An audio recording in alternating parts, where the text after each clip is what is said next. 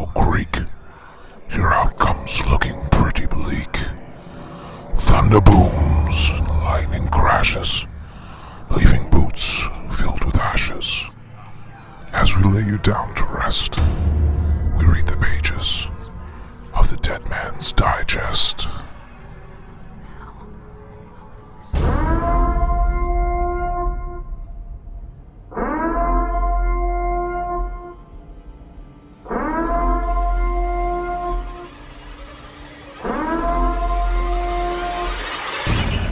Hey everybody, and welcome to this episode of the Dead Man's Digest, brought to you by the unofficial Universal Orlando podcast and MiceChat.com. For the next 45 minutes, all opinions are legal, even if they're wrong. It's your right to purge.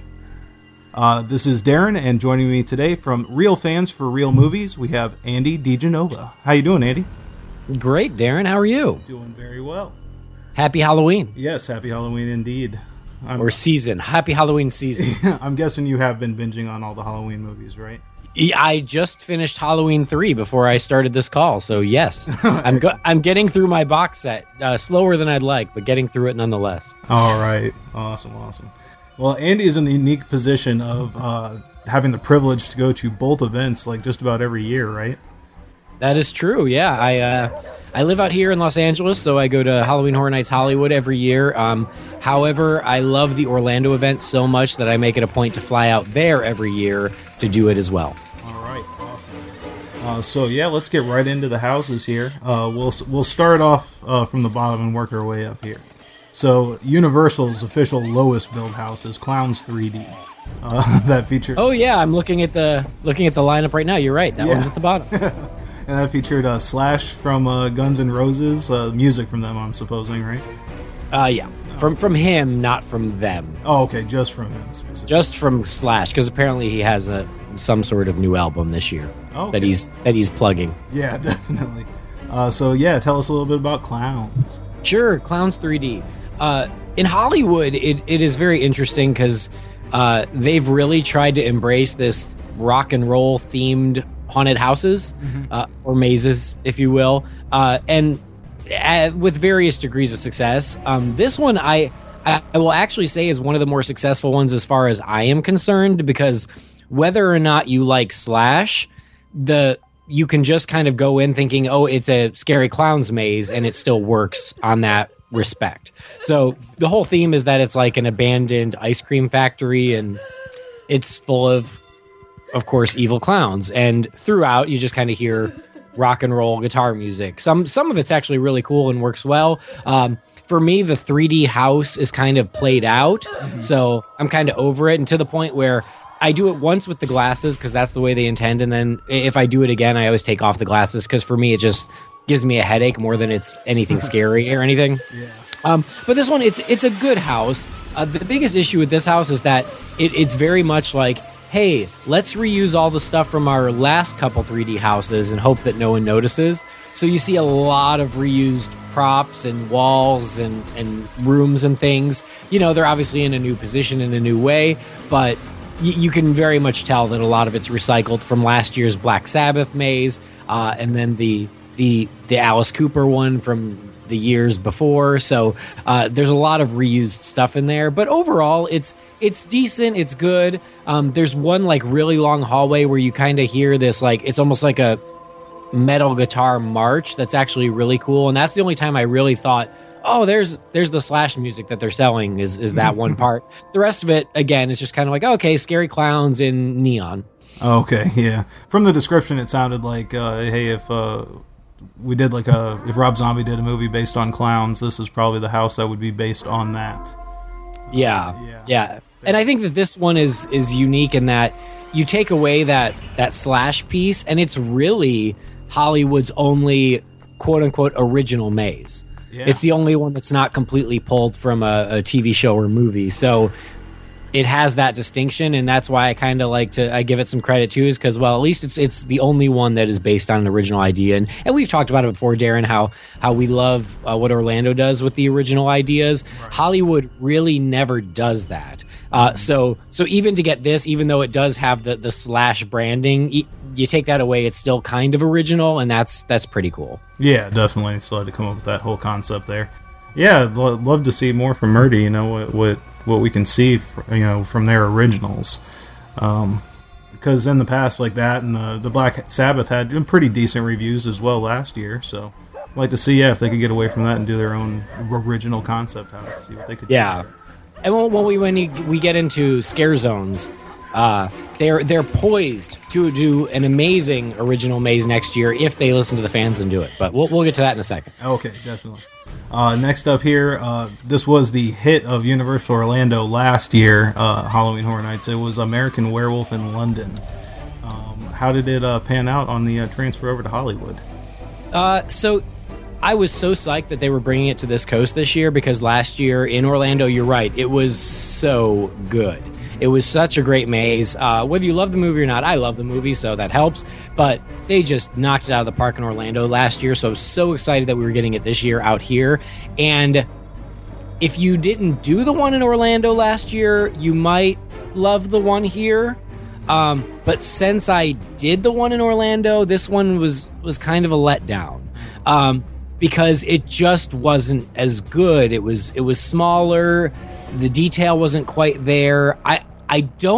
I thought that they were just going to take the same wolf puppets from Orlando and use them out here. But if they're the same, then something happened in transit that they just didn't move or work as well as the ones in Orlando did. And when I went through, I had an issue with timing where the puppet was there and it was moving, but there was no lights and no sound. So that kind of ruined a lot of the experience for me. However, if I still went through, I mean, I've done these things enough that I can imagine, okay, if it was working, here's what it would look like. It's good, but again, it just pales in comparison to what was done in Orlando last year. So it was a bit of a letdown, but still fun. Oh, okay. And did it feature the same scenes as there were at Universal, like the the transformation scene? Do you start off in the pub like you did? Yeah, you start off in the pub like you did in Orlando. But again, it was just it just felt smaller and less real. Like if you ever compare the Orlando and the Hollywood, that's kind of a good blanket statement. Is if in Orlando you go through, it feels huge and real. When you walk through the Hollywood version, it always feels shrunk down, smaller, and just a little. It's lacking a certain element of realness. It's like almost like the Dollhouse version in Hollywood because it's smaller. Oh, okay. So you go in through the pub. Again, it was just a smaller, more cramped version of it. But like in Orlando, they had the great sound effects of them laughing in the pub and going, "What's that star over there?" And that was missing from the Hollywood version, so you don't really get that setup the same way. Mm-hmm. But it does essentially follow the same beats, because then you go through and there's the first wolf attack. There is the transformation. They did something kind of unique with the transformation here, where originally, like, you walk through one room and you're like looking from the outside of the house into the transformation, and David's in like stage 1 of the transformation, and then you turn the corner and it's a completely different show scene, but the idea is now you're inside the apartment to see him further transformed. So you get like, so that was kind of a unique way to do it. Mm-hmm. I like that. And I'm trying to go through the rest of it. It had, there was the subway, and there was like, again, it was just much shorter, so you didn't get the same feel that you were in a subway, but they did have a huge subway train that was kind of supposed to come out and scare you. But the couple times I went through it did not, it either wasn't working, or again, my timing was off, so it was just kind of there. And one of them we walked through, and the wolf was just like laying there dead. And so I don't know if we caught it during a switch out, because it was just kind of like laying there with its head on the ground, and we're like, oh, that's sad. And then they do the porno theater, which was essentially the same as was done in Orlando, where you kind of come through the screen and you walk through the audience, and there are some dummies and then some characters in there. And then again, it ends with in Piccadilly Circus, but just kind of a smaller version of it. Okay, then we'll move on to the next one. This was a Scare Zone in Orlando this year, and a Full House over there in Hollywood. This is a Face Off in the Flesh. Yeah, so this was the House of Horrors house. Okay. So in Hollywood, every year they put a house in House of Horrors, and it's always essentially the same. They just just who's jumping out is different, but the theming of the house is pretty much what's there year round. This year, I feel like they added a little bit more than usual, and I think that's probably because the House of Horrors is going to get demolished next month.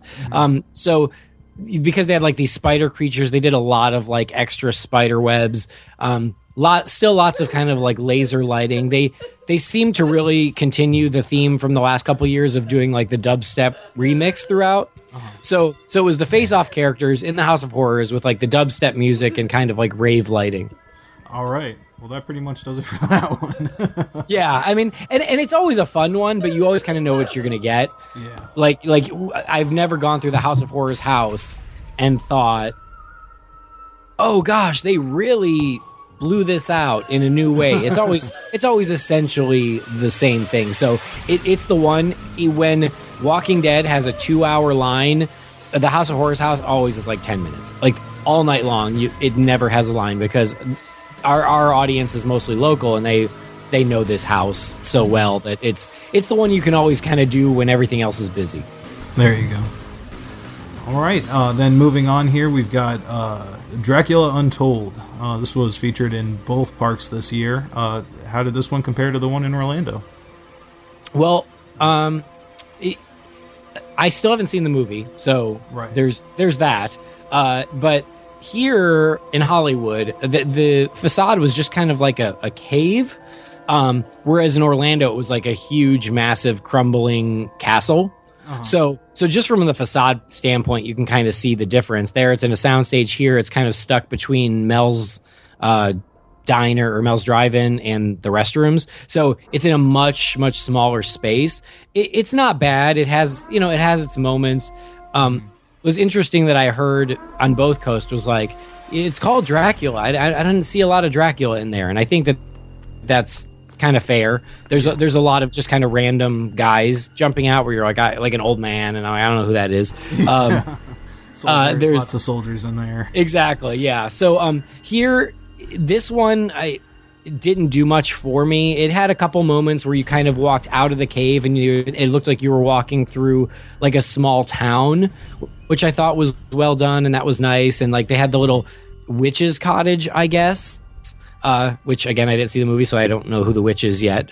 Hopefully I'll get a chance to. But this one, I was not hugely impressed, and honestly, not much of it stuck out to me. When I left, we were just kind of like, eh. And so I don't remember tons about it. I remember the Orlando one better, again, because of just the facade and how well the theming was done. Again, I don't think it was particularly scary on either coast, but here, it did kind of feel like Universal's coming out with this movie. We're forced to do this, so let's just do it. Yeah, that was the big feeling for the one in Orlando as well. Probably the lowest rated one in Orlando out of all. Yeah, and I heard that a lot, and I can see that. But I think with Orlando, at least, there was the really impressive set work. And whether I don't know if you agree with that, but you walk in, you're like, wow, this is beautiful. The one out here didn't even have that. Like I said, it was just kind of a generic cave that you walked into, and so it didn't even have that wow factor. It was just kind of like, yeah, you walk through and some people jump out, and there's some nice creepy moments, but overall, it wasn't memorable. Yeah, and yeah, like you said, Universal Orlando had some cool, unique effects there. The arrow scene was kind of really interesting for me, where they did the air bursters on one side, and then had the guy, jump out on the other side with all the arrows stuck in his chest. That's exactly. A pretty neat, effective thing. And they did rely on a lot of old tropes, like the statues, a room full of statues, 3 of them, right? People, right, that kind of thing. But overall, I definitely, even though it was probably my least favorite house, I still enjoyed it a lot. They did a great job with it, with what they had to work with there. Now moving on to what was surprisingly one of my favorite houses in Orlando, From Dusk Till Dawn. What did you think about it? This one was okay. I feel like how much you like the show / movie determines how much you like the maze. Mm-hmm. I saw the movie when it came out. I don't think I've seen it since, so I remember enough about it that I get the idea. I've not watched the show. In fact, I'll be honest with you, until they announced this maze, I didn't know there was a show. Okay. Because I'd never heard of the El Rey Network. I don't know what this is. So I hear it's on Netflix now, so I can catch up if I ever want. So, like, some of that stuff, like where, I know there are some fans of the show who are like, oh, it's the Gecko Brothers. And I go, I don't know who that is. But The Maze was decent. It's good. Again, compared to Orlando, it's all smaller. And feels more contained. But there's some good scares in there, and there's some nice variety from like the bar / nightclub, and then going into like the caverns and caves and some sort of like Aztec ruin. It seemed like I'm not quite sure what that was again because I don't watch the show. Yeah, the bar is actually attached to an old Aztec ruin, and that's where the vampires are coming from. All right. Well, there you go. So yeah, at least I figured that out. Yeah, you got it. But yeah, so yeah, it's interesting though because in Orlando, like the finale room is the big, huge bar with the stage and everything, and here that was the first room.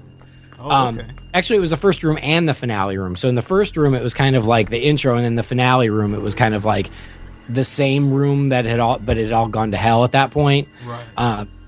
And again, they reused one of the chainsaw gags from Evil Dead last year, with like, there's a girl with a chainsaw, but then there was the body from they used in Evil Dead where she's like chainsawing the person in the face. Oh, okay. So this one I thought was decent. It's also the one like I think we waited the longest for, just timing wise, and so again, it was okay. I think you'd like it better if you're into the show. For me, I found it to be, it was fine, but it's not the one, like, if people were like, which ones can't I miss, I would not include From Dusk Till Dawn. Okay.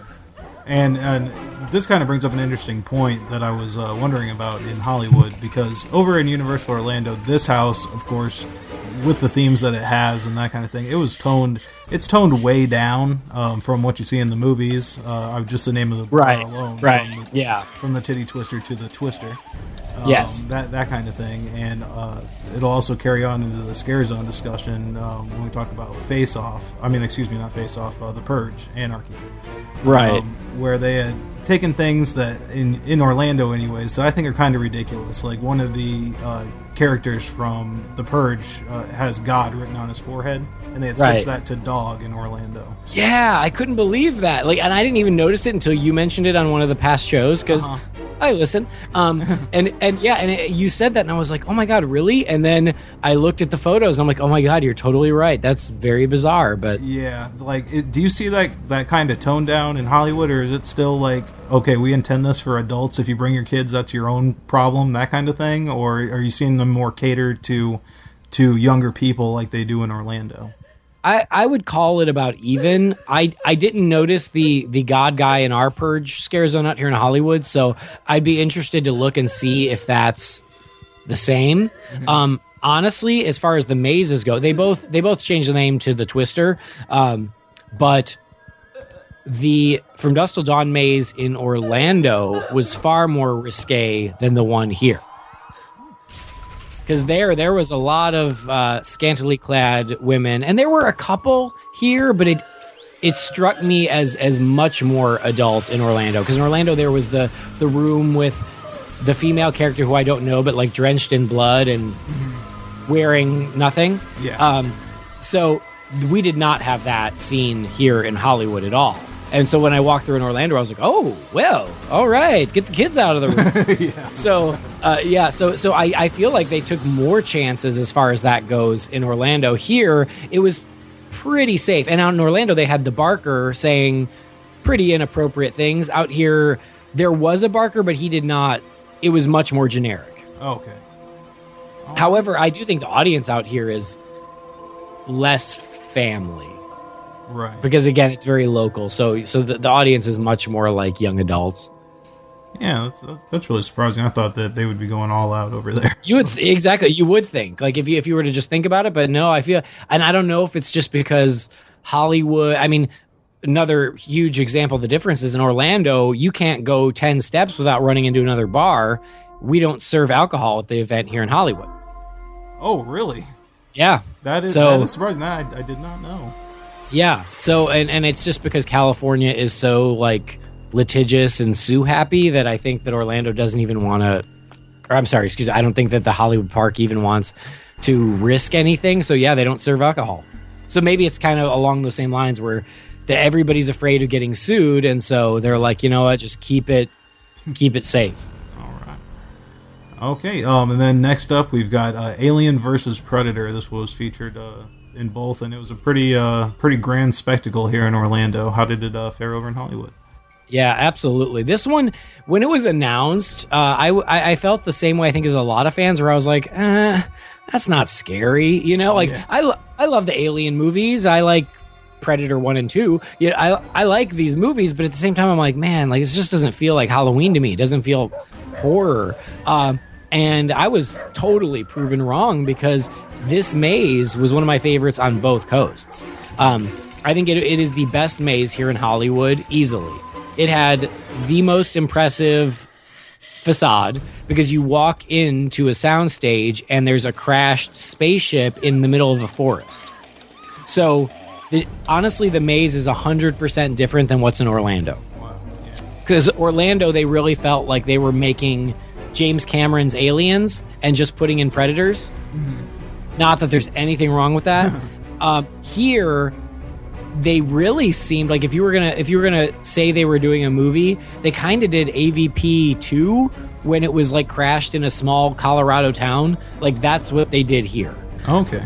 So you walked in, and like I said, there was this crashed Predator spaceship in the forest, and it was really cool, really impressive. And then you walk through the spaceship, and they, that's where they had the face huggers and the tubes and everything, and they had the Predator body with the burst chest. But then you walk back outside, and you're again in a forest, and then you go through like this small town where there's like it's like a living room of a cabin or a house where all it had been taken over by the aliens and stuff. So it's much more of a feeling of a town, as opposed to Orlando, which felt like the military base of aliens. Oh, okay. So in Orlando, all the non-alien scare actors were like the Marines, the Space Marines from Aliens, and here it was like townspeople and stuff like that. Oh, that is really cool. So it was completely different. But I do think that this was the most impressive one that they did in Hollywood this year. I was really impressed. And maybe that came with low expectations, where we were like, okay. But, the alien puppets were good. They were better in Orlando. I'll say that. Because here you could see the scare actors in like black clothes working them from behind. Mm-hmm. Whereas in Orlando you couldn't see that. There was a great moment where it was like a tight hallway where there was the alien on one side and the Predator on the other, so they got you from both sides, which was very cool, because that really brought the Alien versus Predator theme to the forefront. And then the coolest thing in this maze, and it was the one thing that Orlando didn't do, is the finale of this maze was you were in a barn, but there was a huge queen alien puppet in the barn, and it was huge. It was very, very awesome. So that was the one thing where people were like, how was Orlando versus Hollywood? I'm like, well, I'll give Hollywood credit for this one thing, that they had a queen alien, and it was awesome, and Orlando didn't do it. Excellent. Yeah, that was kind of interesting in Orlando. It seemed like, they were getting along pretty well. Yeah, they didn't have any problems there. Yeah, exactly. That's kind of true for this one too. I heard that a lot. They're like, well, it's not really Alien versus Predator so much as it's Aliens and Predator. Yeah. There's never a moment in either maze where you actually see them fight. Right. So you'd think that in a finale you would walk through some sort of battle, but that didn't happen in either maze. Like there was the moment in the Orlando maze again where it's kind of similar, but it was in a more open space where you had the Predator on your left and the alien on your right. But here it was like in a hallway where they were on either side, and that's really the only moment in either maze where there's any implication that they're fighting each other. Otherwise, they're just coming after you. Yep. But yeah, the Queen Alien was very, very cool and very impressive. And again, like I said, the facade was really cool with the crashed spaceship in the forest. So this was me and my friends. We all agreed that this was our favorite maze for Horror Nights in Hollywood. Excellent. And when people are going, I'm like, go there first. Yeah. Because the other thing, and not to get too off the topic, but because of the construction and just because of the size of the park, they've had to get really creative with where they have these mazes. And so they're doing it kind of on part of the back lot.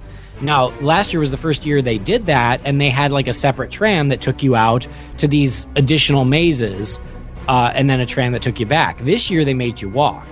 Now, I don't mind walking, but it's a long walk. And just walking out there, you hear other guests being like, well, yeah, like, well, we're never going to get there. Or, well, this is hour one of the travel. You know, like they're just making snarky comments about the walk out to these mazes. Yeah, so it's something that you got to be prepared for, but you've got to do those first because number one, they're way out in the middle of nowhere. And number two, as the night goes on, more and more people get out there, and it's kind of like they get stuck in this cul-de-sac. And those three mazes that are out there, which are Walking Dead, AVP, and Dusk Till Dawn, those get so packed for the rest of the night because people are out there and then they don't feel like walking all the way back. So it added an interesting element. So it's like that's what you had to do first. Otherwise, you're going to get stuck out there for the whole night and not see anything else. Was there anything like entertainment-wise or scare zone or anything like in between those two spaces, or was it just walking? It's just walking. Yeah. There was like a big banner that was like this way to Terminus, and that was it. Okay. Once you got there, though, before you hit the three mazes, there is a Walking Dead scare zone. Okay. Cool. So like once you finally complete that walk and you're there, there's a little Walking Dead scare zone, which is pretty cool, and then there's the three mazes. So it's almost like a little mini park in the middle, like like outside of the main park. Okay. All right, and yeah, speaking of The Walking Dead, that's the last house we have to talk about, The Walking Dead End of the Line. Yes, and this one, when I walked up to it, it was the same exact facade as last year, and so I was like, okay, it's gonna be the same. And when you first walk in, it is the same. So I would say it's probably a third the same, and then they swapped out maybe 2/3 of it. So that that's a little bit of a disappointment because you're like, yeah, I've already seen a lot of this, but this one what it lacked in like originality, which I think is kind of an issue overall, just because we keep seeing Walking Dead over and over again. It made up for in scares. So this one. It wasn't my favorite, but it was probably one that I got the most scares out of. Arguably, like as I'm looking at the lineup, I probably got the most scares out of the Walking Dead one. So it gets credit for that. And so it was a good maze. One scene that they did amazingly well was the caved in tunnel. Because as you went through, there were like 3 walkers like in the caved in rubble on the left, and then 3 on the right. So you couldn't escape. You had to walk through them all. So that scene I remember being really, really well done. But yeah, so this was a good maze. I wish it had been all new like they did in Orlando. And again, once like when you did the Orlando one and how huge and how epic and how staffed it was, like I mean I was so impressed with Orlando because they had so many walkers everywhere in that maze. Oh yeah. It was crazy how big that cast was, which I think did a lot to really bring it to life. This one felt like, they didn't really step up their game on this one this year. It was very similar to last year. It was still good. It was still scary, but it wasn't like distinctly a step up for the property. It was like, here's The Walking Dead again, and it was in the same exact spot as last year. So they were able to I think they were able to keep everything. They just put it all in mothballs for 11 months and reopened it. So yeah, it was a good one. Not my favorite, but good for scares. Okay, all right. And then something unique to Hollywood that we don't get here. That's the Terror Tram. Yes. Tell us a little bit about that, because I'm not really too familiar with it at all. So the Terror Tram is one of the... I would even argue that it is like the most unique thing that we have at Horror Nights Hollywood that no one else has. And that is... And they've been doing it since I got here. And you go to where the normal backlot tour loads. You get on a tram, They drive you out onto the back lot. As they drive you out, they kind of set up what you're going to do with a video. Last couple of years, it's all been Walking Dead videos. And then they drop you off in at the entrance of Whoville, where the Dr. Seuss How the Grinch Stole Christmas sets are. They drop you off there, and there's a path that goes through Whoville, through the Bates Motel, up the hill, and then up the hill there's really nothing. It's all just dark and trees and stuff. So like there are no sets up there, but they put sound effects and they put characters up there. So you walk all the way up this hill and around back to the Bates the Psycho house, where they have a photo op with Norman Bates at the Psycho house, which is awesome. And then you walk through the War of the Worlds set, which is again populated with walkers. And once you get through the War of the Worlds set, you get back on the tram and it takes you back to the park. So it's not really a maze, but think of it as like a really, really long linear scare zone. Okay, yeah, that's interesting. They so really the tram is just there to pick you up and drop you off. Exactly. It's a walking tour essentially. Exactly. Yeah. Okay, interesting. And so they've been doing it for years now. And much like I was talking about the House of Horrors house every year it's pretty much the same. So the first year you ever come, and I know you're going to get out here eventually, the first year you come, you're like, this is the best thing ever, because you're walking on the back lot. You're walking through the Bates Motel. You're walking in front of the Psycho house, and you're walking through War of the Worlds. Like, it's awesome. And you're like, oh my God, this is so cool. And then the next year you do it, and you're like, all right, this is still cool. And then the next year you do it, and you're like, all right, well, it reminds me a lot of last year. And so this is I think this is my 7th year doing it. So at this point, I'm like, yeah, we do it because it's there, but it's always the same. It doesn't change. So it's very, very cool if you've never done it before, and it is really unique to be able to walk through the back lot. And I love it just because I love being able to walk by the Bates Motel and the Psycho house and stuff. But at the same time, like if push comes to shove and it's like we have to skip something, it's also what I would skip because it's the same thing every year. Right. So if it's your first time, don't skip it. Do it first. Do it. Make it your priority. But if you've been doing it a couple years, rest assured it's about the same. Okay. And every year they keep saying, oh, it's going to be a new path, or we're going to add to it, blah, blah, blah. And every year I'm like, all right, cool, we'll see what they do. And it's still always the same. Oh, we ran out of time. Sorry. Yeah, I think that's it. So it is again, it's very cool. It does kind of like count as an extra maze. And it's unique that we get to do it here. I just wish they would add some variety and switch it up a little bit. Okay, now let's go ahead and move into the scare zones. We'll start off with the one that you already mentioned there, Walking Dead, Welcome to Terminus. Yeah, so this is once you make that long walk down where the mazes are, they've got the Walking Dead Terminus scare zone. It's pretty small, but it's cool, like, because it's a great way, like, after you take that long walk, you start to forget that you're at Horror Nights, and you're just kind of like, you're just talking about like, yeah, let's go get burgers or whatever. And then you walk in and there's, the strobe going and the fog and just tons of walkers. So you're immediately like thrust right back into Horror Nights, which is cool. So yeah, it's pretty small, but it's right there on the back lot. It's like a little path, almost like a little horseshoe shape where you go in and they've got these barriers set up and you walk through like a little tunnel and then back out onto the back lot, and then from there you go to the mazes. So it's pretty small, but it's effective, and it's cool again because it's on the back lot. Oh, okay. Yeah, I figured they just have you walk right into a shipping container, shut it up, and all right, that's it. Yes, right. Yeah. And then what was I think personally the best scare zone that Universal Orlando's ever done was the Purge Anarchy this year. What were your thoughts on the ones over there in Hollywood? Yeah, and every year, like in Hollywood, there's kind of this central area that you can't get to the rest of the park without going through, and that kind of becomes like the almost the welcome scare zone, if you will. Like, and that's where the Purge Anarchy is this year. It's right at the kind of the hub of the park right there, and so they've got the the fire. It's like fire bars that are constantly shooting flames into the sky. They have last year it was like the whatever, the polite stranger, I think they call them in the movie.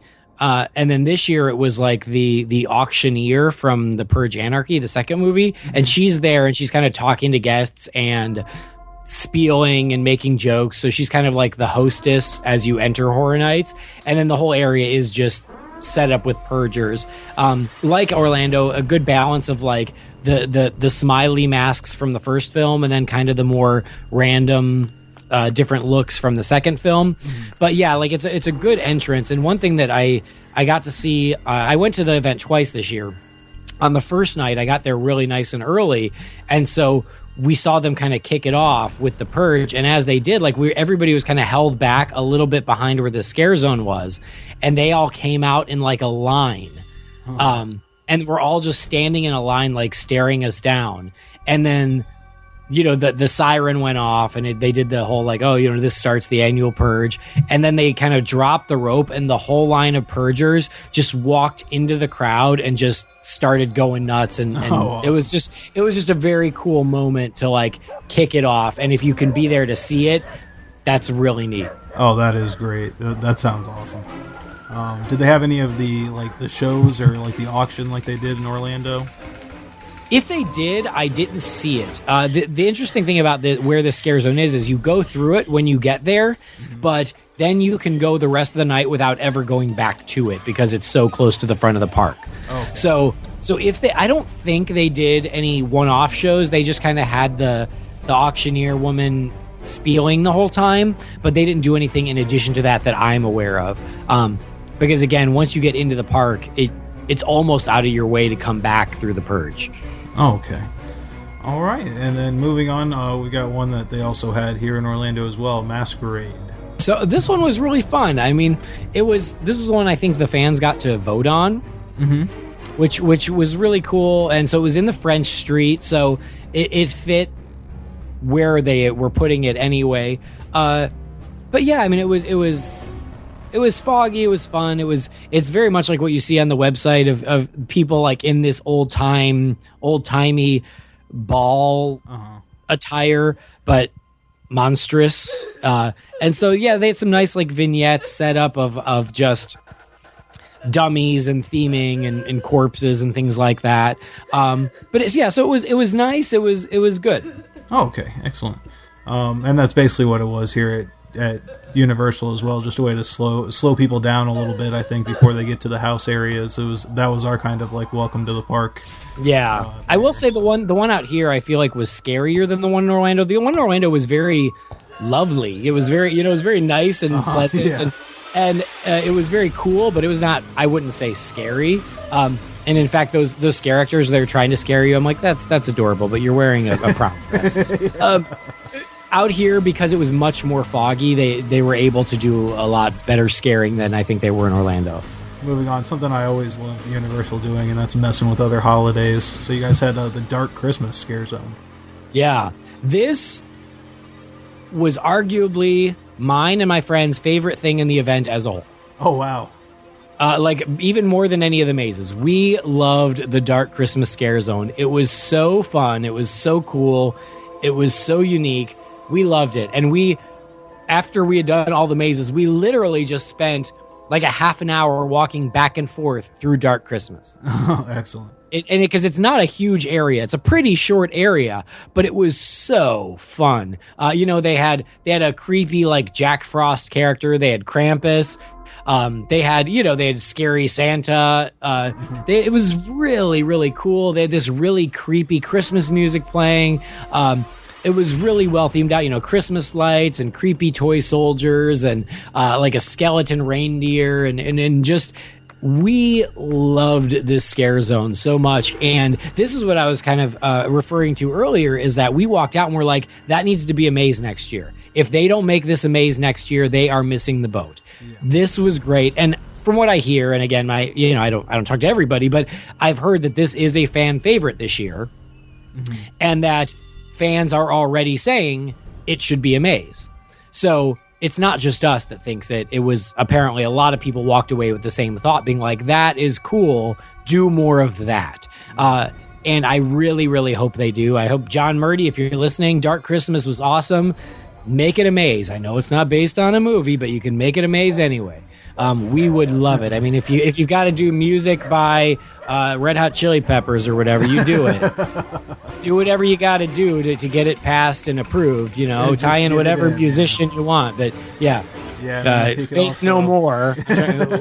What other has-beens can we bring in? How about Mannheim Steamroller? Just get it perfect. Right in there with that. They're already pals with them. So the Dark Christmas Scare Zone. We thought was the best one of the year, so much so that we want more of it. Excellent.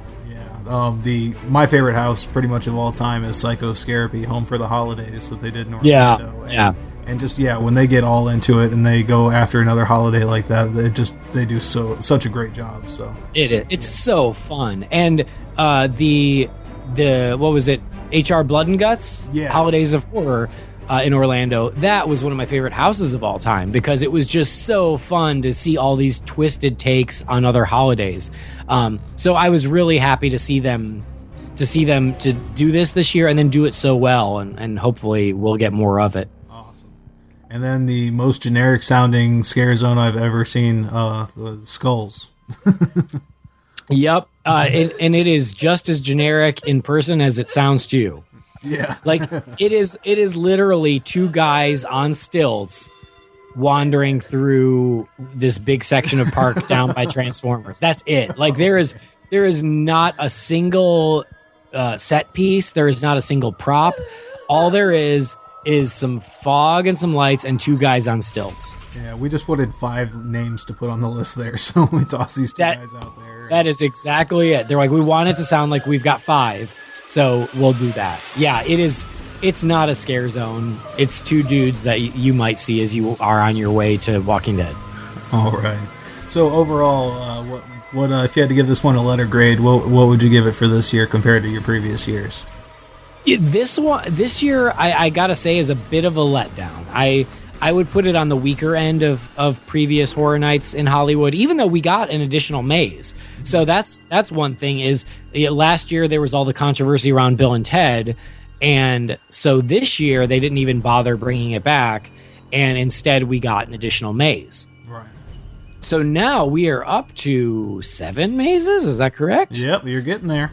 1, 2, 3, 4, 5, 6, 7. So yeah, we're up to 7 mazes plus the Terror Tram, which kind of counts as 8 mazes. Yeah. But the House of Horrors maze, I always say, is half. So we got 6.5 mazes and a Terror Tram. So it is great that we got the additional maze this year, but I just wasn't super blown away by most of them. Most of them were kind of a letdown. I think AVP was fantastic. American Werewolf was good, but we know how much better it could have been because we saw the Orlando version. So yeah, for me overall, the event was fine, but not amazing. Gosh, I would kind of give it C+. All right. You know, it's not terrible, but not terrible, but I know that they're capable of better. Definitely a lot of room for improvement there. So. Right. All right. Well, excellent. Again, thank you, Andy. Do you have anything you'd like to plug here?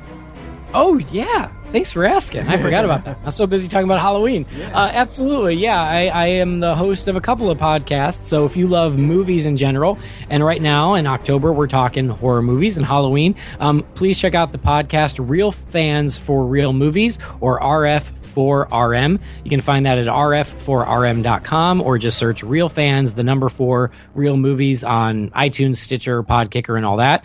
And then if you're a Batman fan, which... if you remember the human race, you should be a Batman fan.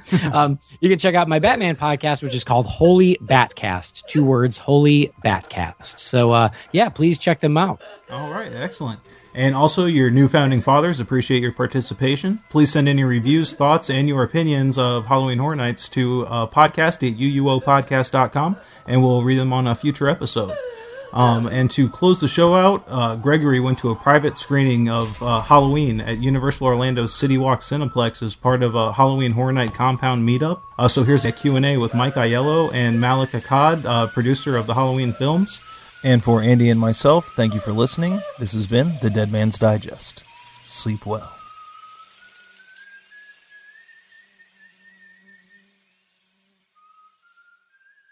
The print looked great. It's really fun. All right, questions? Yeah.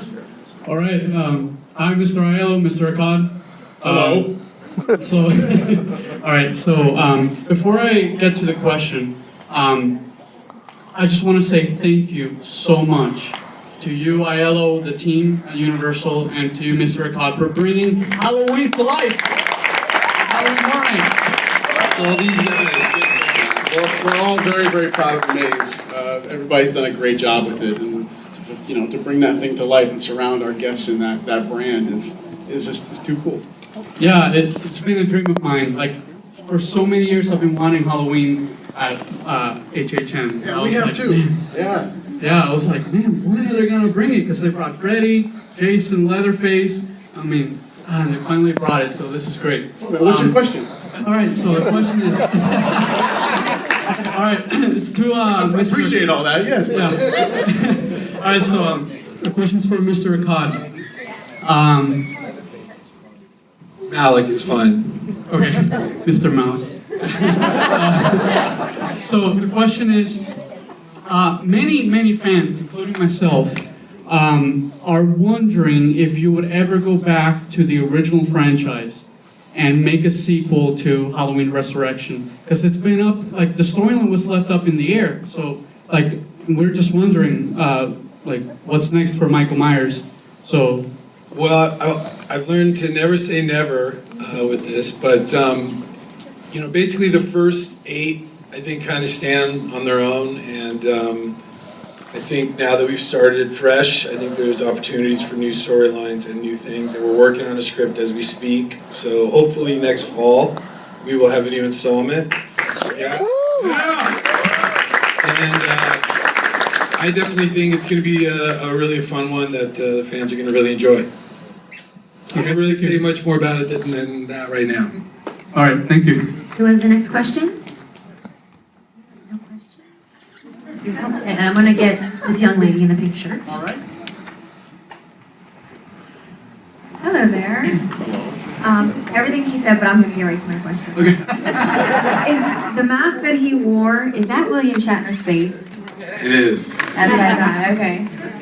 It was a William Shatner mask that they, it was obviously a very low budget film, and they actually had a couple choices that they showed the director. One was a weird clown mask, and I don't know what the third one was, and they took the Captain Kirk mask and they painted it white, and they came out of the trailer with it, and they just said, that's it. And that's the history was born there. William Shatner is horrifying.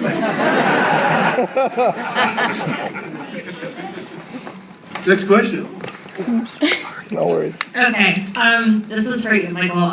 We were wondering if you would possibly do Slog for us, actually. Yes! Please. Well, let me probably provide some context to Malik. In the Bill and Ted show this year, there's a bit in the show where the dragon from Hobbit, Smog, he has a bit in the show, and I provide the voice of the dragon for the show. I want to hear it. Okay, all right. Hey, y'all, I'm Smog!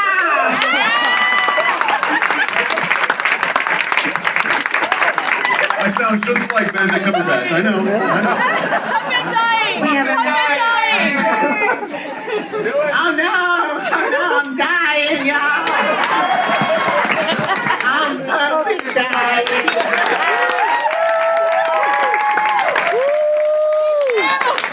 It's very different when you're in front of people doing that, and not an audio booth. We have our next question right over here. Good question. Hi, thank you. This was my first time seeing the movie ever, so it was awesome to be with you guys.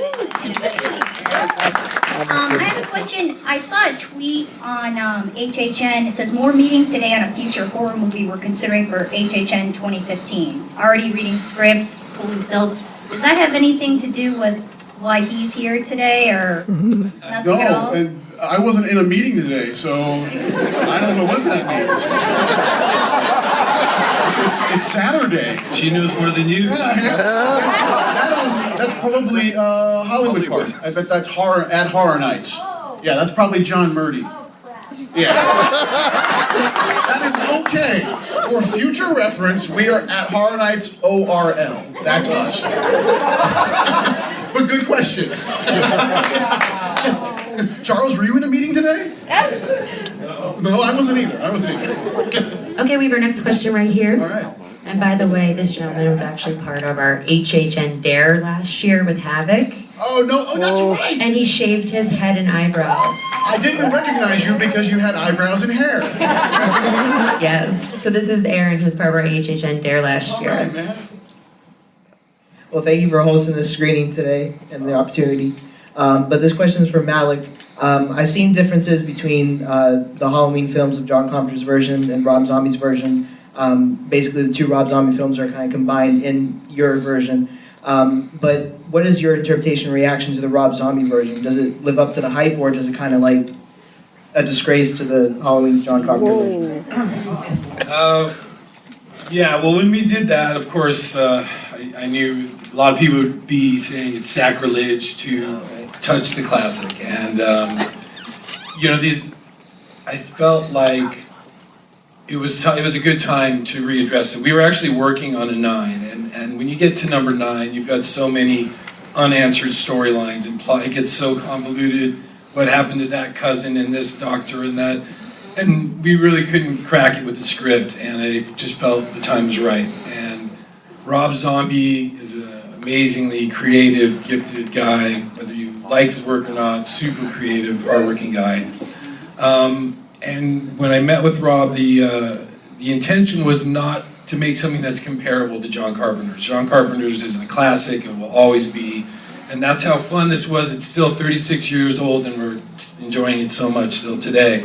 So when we did the remake, the idea was really to make something that stood alone, that was very much Rob and our vision, and to do something different. And I'm really still very proud of the remake. I like it very much. I think it holds up very well. Second one, maybe not quite as much, but the fortunate thing about this series is there's the high points and some not so high points, but it keeps rolling. Hopefully, we keep making things that the fans are going to enjoy. Thank you. And that Rob Zombie's film is a product of the time as well. It's created to key into the demographic that's watching it that day. You're watching this movie going, this car was right across the street, and he just happened to walk up when the kids run out. So as these films evolve and you do tackle a remake, you have to bring something new to it, and that's exactly what happened. I mean, this is '78, and I don't know if you know, they shot it in LA, where I'm from, and there's like no cars on the street. That doesn't happen now. I mean, you can't find a parking space in LA now, and it's amazing to look at 1978 LA. It's really cool. Who next? All right, we have another question right here. Hi, Mike. Hi, Malik. Hello. Question, I don't know. First question for either of you. What goes into building one of these mazes? Yeah, no, a lot. A lot goes into it. It is it starts off as a very small team. It's myself, it's Charles, it's a few other people around a table trying to come up with, how are we going to, when we're talking about a brand, first, is it translatable into a haunted maze? That's the first thing, first step. And obviously, yes, Halloween definitely translates into a haunted attraction. And it's watching the movie, and the film was the Bible, and trying to key into things that we've learned over the 24 years of doing this event.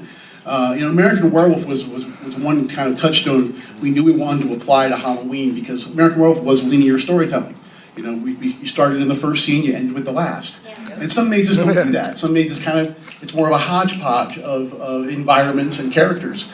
But for this and how we tackled Halloween was definitely treating it as a linear storyline. We want to begin with young Myers. We want to end with Loomis firing the 6 shots. And it was just about that. The film's the Bible. I mean, we're huge fans of that film. And it was just about making sure that we're doing it justice. I mean, because there's a heavy weight there and trying to translate something that you love so much, and you want people to, when they experience it, to just love it as much as you do. And like I said, there's a selfish quality too, where we just really wanted to see a Halloween. And just second question, like, how much did you have to do with the building on that particular movie? Nothing.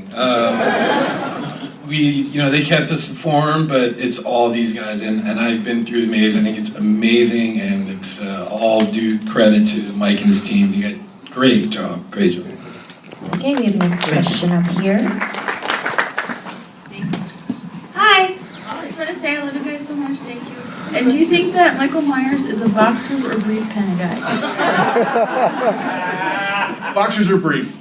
78 Michael, briefs, 2007 Michael, boxers. All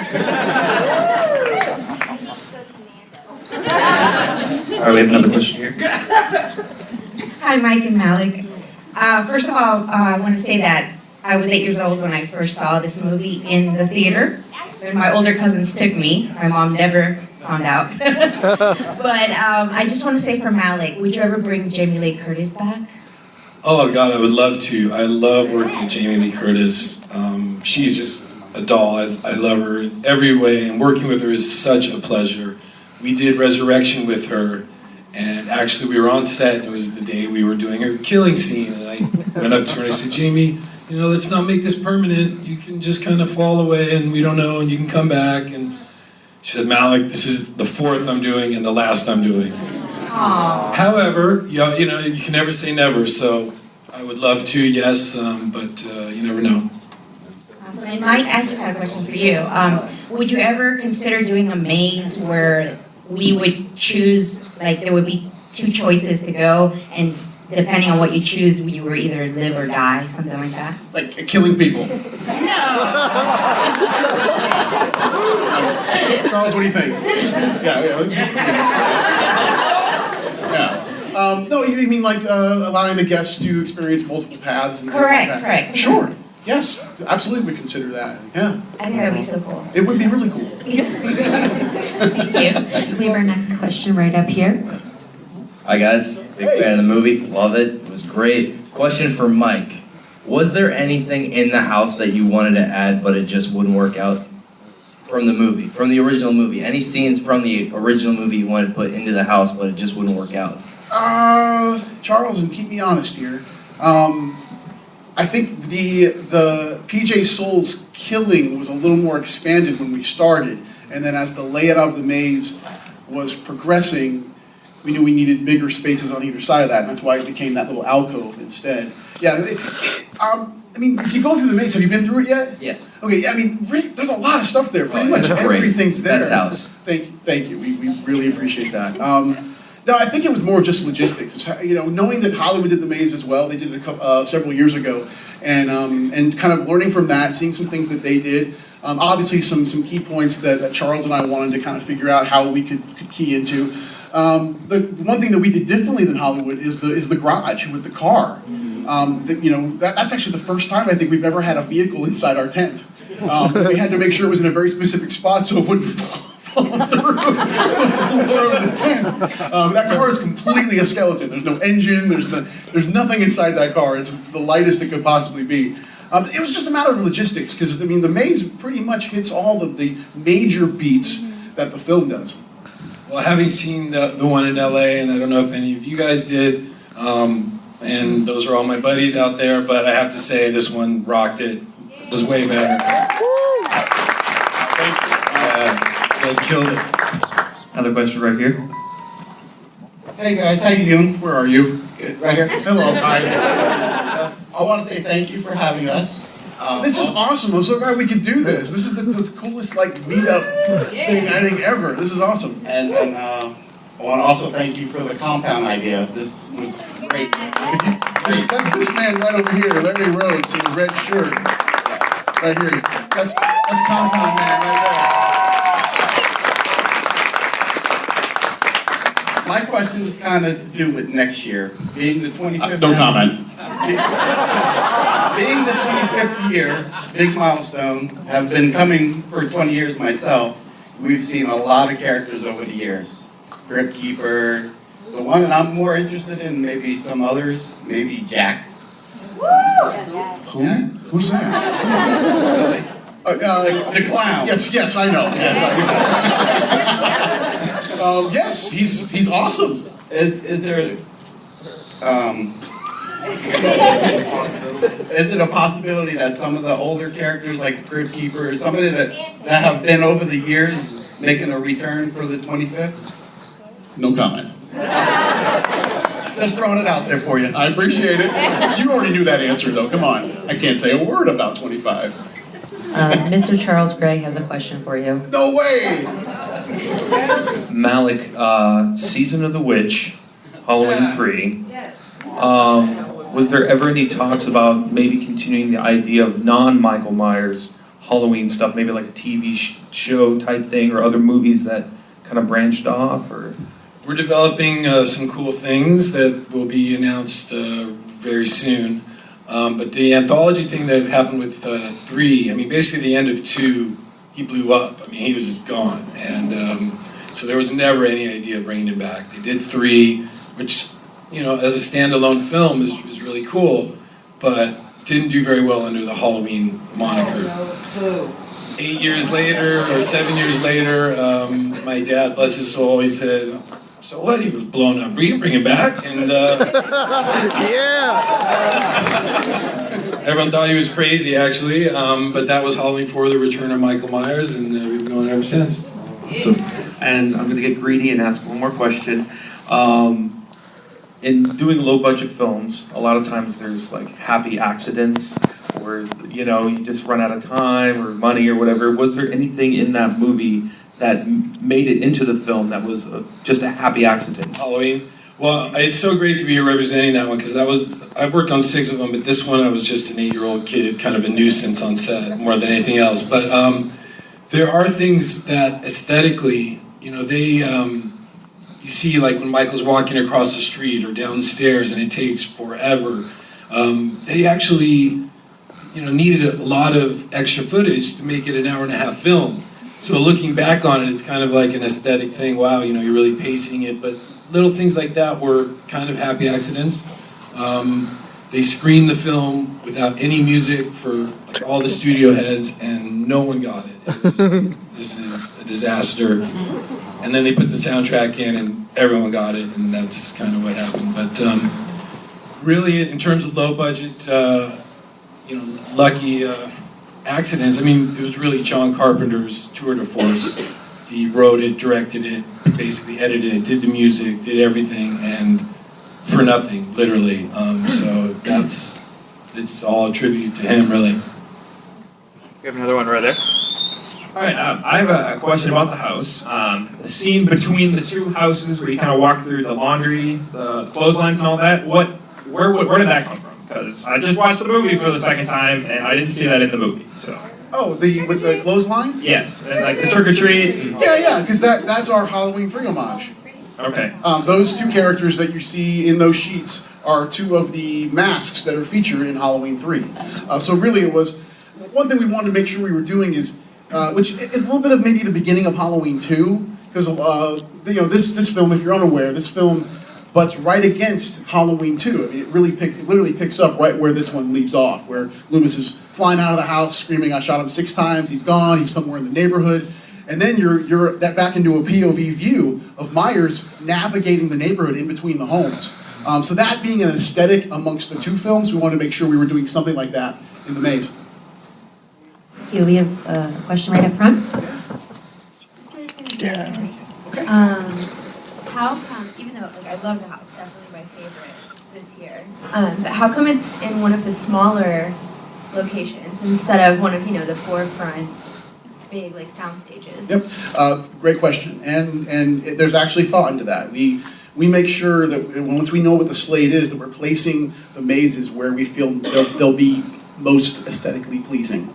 Knowing that the Halloween maze, right up front, you know, the vision, you know, Charles had, and we all had, was to make sure that as we engage the guests with Michael Myers, it's at a very close proximity.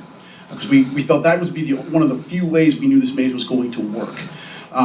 You know, the camera shots in here are all about tightness, you know, being in the closet, navigating hallways. So we knew early on that we weren't going to need a whole lot of space for this particular maze, knowing that the other mazes we were going to require a lot more. If you look at a ground plan of the tent, it is so compacted in there. I mean, it is literally, we call them houses, but this really is a maze. I mean, it really kind of loops in on it to itself. So aesthetically, we just knew guests were going to be very confined, so we realized we wouldn't need as much space, and that's why we chose the tent. Any other questions? I have a question for Mike. Where are you? Over here, man. Hello. How did you choose what was going to be playing on the TV in the Lori scene? Oh, that was all Charles. And what's in the movie. I mean, the film that's playing is Thing from Another World. But then, Charles had the idea of, with Halloween 3 being represented, why don't we splice in the commercial, the Shamrock commercial from Halloween 3. So that was all Charles. But, yeah. And then, but yeah, we thought Thing would be, because like they also watch Forbidden Planet as well in the movie. But we thought, we love Thing as well, so let's make sure Thing is in there. We have a question from this young gentleman. Hey guys, my question is for Mike. And when you're designing the house, how much of a concern was seeing multiple Michaels at once? I know, like in the strobe room, that was obviously the intention, but in other rooms, were you concerned about maybe the guests seeing two Michaels at once? Sure. Yeah. Honestly, the concern for the maze was typically our mazes, usually the more successful mazes that we create, have varied environments and varied characters within those environments. Dollhouse of the Damned being a good example. Scary Tales. Those types of mazes where a guest is going into an environment one way and then they enter a new environment that's completely different. They feel like, I guess subliminally, you're getting, you're spending more time with a lot of different things. So that was an initial, challenge that we felt was going to happen with Halloween, that it's aesthetically a very similar maze from, the time you walk in to the time you leave, and the fact that the aggressor is a singular character over and over again. The great thing that Charles did in designing some of the places where Michael would exist was how we were going to affect the guest with Michael. And honestly, sometimes you don't know. You just kind of put it out there, see what happens, and kind of step back and go, is it going to work? And luckily, it has for Halloween. It's the #1 maze we have this year. With it being, a similar residential type environment and an aggressor that is the same throughout. But it's Michael freaking Myers. He's scary as hell. And to have him, I think early on we said, as many times as we can possibly get him in the maze, we want to, because we never want the guest to let their guard down. We always want them to have that tension Laurie has when she's going from one house crossing the street to the other, that he could be right behind me at any point. He is anywhere. He is the shape. We want to make sure that we're designing so that left, right, up, and down, you never know where he was going to come from. Any other questions? We got one down front, right here. I'm coming right to you, sir. Hey guys, this one's for Mike. Actually, it's two questions. What's the biggest challenge this year, like in general? And I noticed that there's a lot more media, behind-the-scenes stuff happening this year than we normally see. Is that, maybe walkthroughs of the house, is that something that's going to come out later? Maybe like behind the screens, DVD-ish?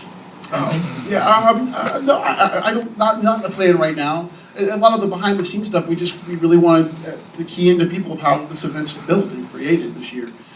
We haven't done it in a while. Really kind of pulled the curtain back and let people kind of see how this thing works. Thanks. Yeah, and a lot of that credit's due to our social and our PR teams. Lifting the veil a bit, and because we're always going, no, not yet. You can't see it yet. Not yet. and it's been cool. And the biggest challenge this year is the same challenge we have every year, which is, what is the slate? That's probably the biggest hurdle we have to try and find an answer to, is what is going to be the layout of the event, and what brands are we going to offer versus what original content, and within that, what's something that's going to draw people to the park, what are properties that we know horror fans really, really want to see. It's that balance. That's the biggest challenge every year. Yeah. I think we have one more right here. All right, one more question. A few more minutes. Okay. Q&A. All right. Before we go into the maze, I know there's a little bit things like secret things are hidden because I've seen the Freddy sweater that's hanging up on the lines. What? So before we go through the maze, can you give us a little hint of some other things that are hidden through, like throughout there? In the Halloween maze? Yeah. Well, I don't know what you're talking about, the sweater. Really? No. Our decor team has fun. I guess the one thing that kind of popped up early while we were building the maze was this cat painting. I'm on the Twitter account. I tweet, posting most of the stuff whenever Compound's not. I'm on there doing my thing, and I got a tweet of, I wish I could remember who it was, but it basically said in a very forthright. guy. Who is it? Who was it? It's Tim. It was you? Yeah. Tim, it was you? Oh. Tim Tracker. It was him. Yeah, Tim. Tim posted, this maze is nowhere near authentic unless this cat painting is in the maze. And I saw it, I'm like, what is that? And I think I got with Charles, I'm like, do you know where this is? And we watched a movie and tried to figure out where it was, and it's in the kitchen scene. And it was our quest, based on this tweet, to make sure it was the most authentic maze we could possibly create. So it's not the exact painting, but it is a cat painting in the maze. That will actually conclude our Q&A. I'm actually going to hand the microphone over to Larry Rhodes, our social media manager. But first off, I wanted to say thank you to Malik and Mike. Thank you guys. Thanks, Dan.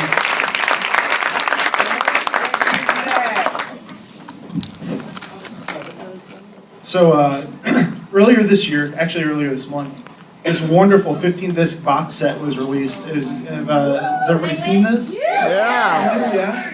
So there was a 10-disc. This is 15. It contains all of the director's cut editions of the movies, the original movie with the analog soundtrack, the whole deal. So we have one of these for the guys to give away. And the way I think we like, So I think the way that we like to do this, I'll hand this to you.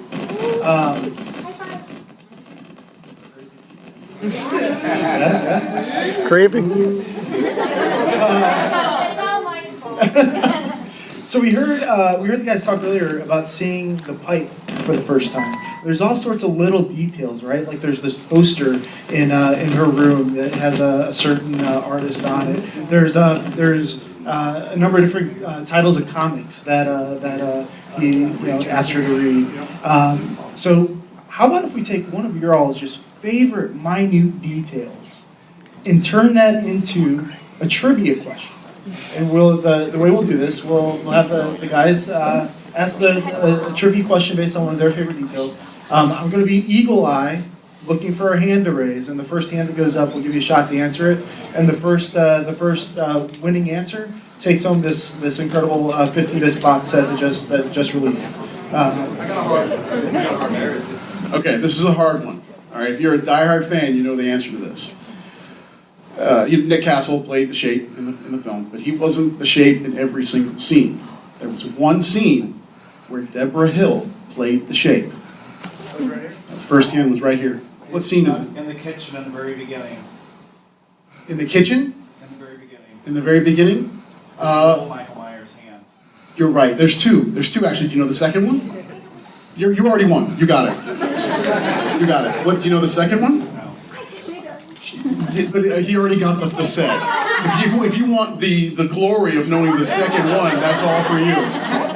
All right, so where's the second one? It's when Laurie's looking out the school window behind the car. It's a lot shorter than other shapes. No, it's not there. No, it is someone looking out a window, though. It is someone looking out a window. It's not her. Tommy looking out the window to see the shadow of the Shape across. That is played by Deborah Hill.